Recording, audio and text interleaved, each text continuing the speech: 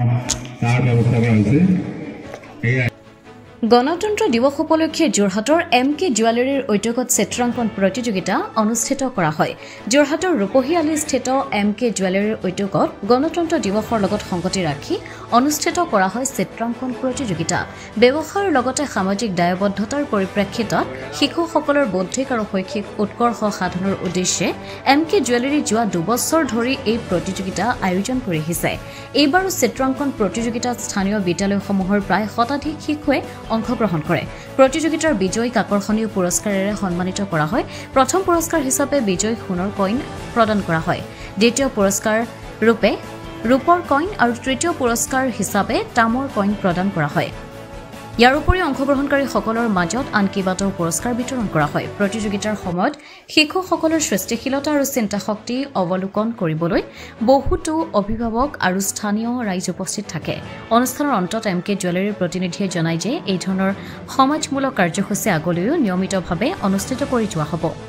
যোৰহাটৰ পৰা অনুপম বৰাৰ ৰিপৰ্ট, পোহৰ লাইভে। নমস্কাৰ, মই আশিষ দাস। 2 বছৰ হৈছে আমি দোকানখন শ্ব'ৰুম ওপেনিং কৰিছোঁ।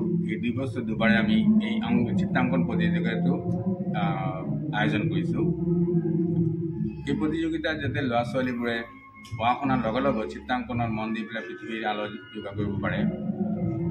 আৰু অকল বিজনেছে নহয়, বিজনেছৰ লগে লগে যাতে আমি আৰু আপোনাৰ সামাজিক কিছুমান কাম কৰি যাব পাৰোঁ, সেইকাৰণে এই ইভেণ্টটো কৰা হৈছে। প্লাছ আগন্তুক বেলেগ এক্টিভিটিজ থাকিলেও আমি কৰিম। আজি এই অনুষ্ঠানত 2বাৰ হ'ল। 2বাৰত প্ৰায় 150ৰ ওপৰত পাৰ্টিচিপেট কৰিছে মানুহ, বহুত জেগাৰ পৰা আহিছে। আগন্তুক দিনত আৰু ধুনীয়াকৈ কৰিবৰ কাৰণে ৰাইজৰ যদি সহায় সহযোগিতা থাকে, তেনেহ'লে আমি আৰু ভালকৈ বস্তুটো অৰ্গেনাইজ কৰিব পাৰিম। পুৰস্কাৰখিনি হৈছে first prize gold coin, second prize 10 gram silver coin, third prize 5 gram silver coin আছিলে। এইবোৰ ৰাখিছোঁ। যদি ভৱিষ্যতে ধুনীয়াকৈ আৰু আগন্তুক আশা আছে, এইবোৰ ৱেইটো বঢ়াই যাম আমি। গতিকে চবৰ সহযোগত বহুত দৰকাৰ। গ্ৰুপ কেইটা ৰাখিছে আপুনি? 2টা গ্ৰুপ ৰাখিছোঁ।